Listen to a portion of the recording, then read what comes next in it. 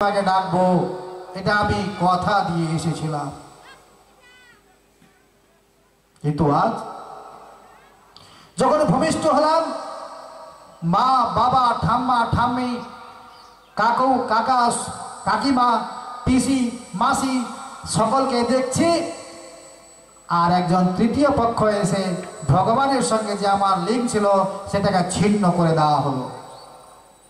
আমরা ভগবানের সমস্ত কথা ভুলে গেলাম, ভগবানের কথা আর আমাদের মনে নেই।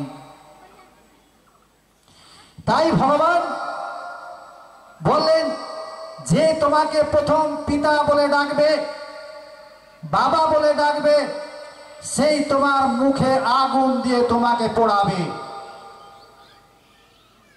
আমাদের অভিশপ্ত জীবন, তাই আমার সন্তান আমার মুখে আগুন দিয়ে পোড়াবে। আর সেই ব্রহ্মা দেওয়া যে মন্ত্র ভুলে যাওয়ার কারণে আজকে আমরা দ্বিতীয় গুরু করণের প্রয়োজন হয়েছে। আজকে আমরা দ্বিতীয় গুরু দীক্ষা নিচ্ছি। তাহলে প্রথম গুরুকে, প্রথম গুরু আমাদের ব্রহ্মা, যার জন্য বলা হয়েছে গুরুর ব্রহ্মা গুরু বিষ্ণু গুরুদেব মহেশ্বর গুরু সাক্ষাৎ পরম ব্রহ্ম তস্मै শ্রী গুরুবে নমঃ। আমাদের ব্রহ্মাই হচ্ছে গুরুদেব, গুরুদেবই হচ্ছে বিষ্ণু, গুরুদেব হচ্ছে মহেশ্বর মানে দেবাদিদেব মহাদেব। গুরু সাক্ষাৎ পরম ব্রহ্ম, অর্থাৎ গুরুই হচ্ছে পরম ব্রহ্ম। গুরু ছাড়া কেউ মুক্তি পেতে পারে না। তাহলে দুর্লভং মনুষ্য, এই মনুষ্য জীবনটাকে কাজে লাগাতে হবে। সঠিক সময়ে আমাদেরকে দীক্ষা গ্রহণ করতে হবে, সঠিক নিয়মে আমাদেরকে সাধন করতে হবে। এই হচ্ছে আমাদের কর্ম, যেহেতু আমরা ভগবানকে কথা দিয়ে এসেছিলাম। আর কি দুর্লভং মনুষ্য জন্ম, দুর্লভং জন্ম ভারতে। এই ভারতবর্ষ মহান দেশ, ভারতবর্ষের মা সতীর 51টা অঙ্গ যেখানে যেখানে পড়েছিল সেইখানে সেইখানে তার তীর্থক্ষেত্র তৈরি হয়েছে। কোথায় আছে? ভারতবর্ষে। ভগবান শ্রীকৃষ্ণের জন্ম ভারতবর্ষে, গৌরহরির জন্ম ভারতবর্ষে, মহাপীঠ তারাপীঠ ভারতবর্ষে, কৈলাস পর্বত ভারতবর্ষে, এমনকি বিশ্ব ব্রহ্মাণ্ডে যতগুলো দেশ রয়েছে তার মধ্যে সর্বশ্রেষ্ঠ দেশ হচ্ছে ভারতবর্ষ। এই ভারতবর্ষে কি হয়েছে যে ভারতবর্ষের মায়েরা এখনো শাড়ি পরেন, ভারতবর্ষের মায়েরা এখনো শাঁকা সিঁদুর পরেন, ভারতবর্ষের মায়েরা এখনো মাথায় ঘুমটা দেন। বিশ্বে কোথাও নেই, কেবলমাত্র ভারতবর্ষেই আছে। ভারতবর্ষ ধর্মভীরু দেশ, ধর্ম বিশ্বাসী, ধর্মকে মানি।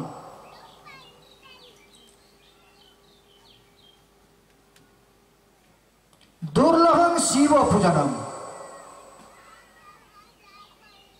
দুঃখ লাগে, অনেকেই বলেন যে শিব পূজার প্রসাদ খেলে নাকি কুকুরের জন্ম হয়। কিন্তু দেখুন এখানেই বলেছে, এই গীতাতেই বলেছে যে কোটি জন্মার্জিতই পুণ্য ফলৈষি এই ভক্তি প্রজায়তে।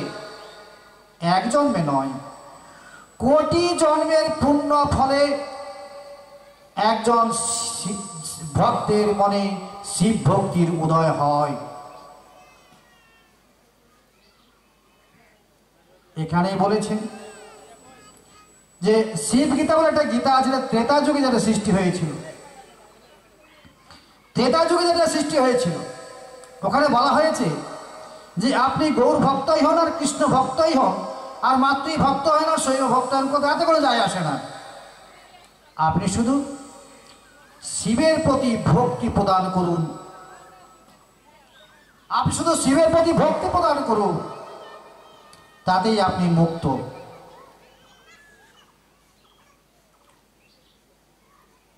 সুজলাং সুফলাং মালয়জ শীতলং শস্য শ্যামলং শুভ্র জ্যোৎস্না পুলকিত যামিনীং ফুল্ল কুসুমিত দ্রুমদল শোভিনীং সুহাসিনীং সুমধুর ভাসিনীং সুখদাং বরদাং মাতরম বন্দে মাতরম। এই ভারতবর্ষ শস্য শ্যামলার দেশ, শস্য শ্যামলার দেশ ভারতবর্ষ।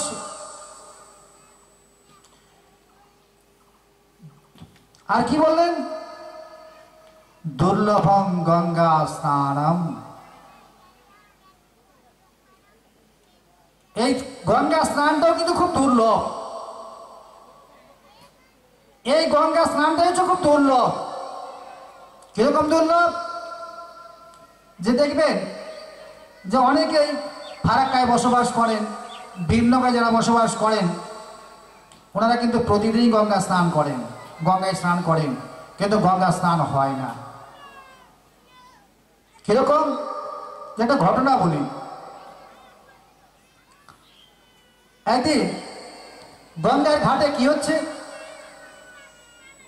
লক্ষ লক্ষ পুণ্যার্থী গঙ্গায় স্নান করছেন, গঙ্গায় স্নান করছেন। তো গঙ্গায় স্নান করতে গিয়ে স্নান করছেন, উঠে আসছেন, গঙ্গায় স্নান করছেন, উঠে আসছেন। মা পার্বতী ভোলা মহেশ্বরকে জিজ্ঞাসা করলেন, হে প্রভু, আজকে গঙ্গা ঘাটে এত লোকজনের সমাগম কেন? বাবা ভোলানাথ বললেন, তুমি জানো না, আজকে হচ্ছে কুম্ভযোগ। এই কুম্ভযোগে স্নান করলে সমস্ত পাপ থেকে মুক্তি পাওয়া যায়। বলছে তাই?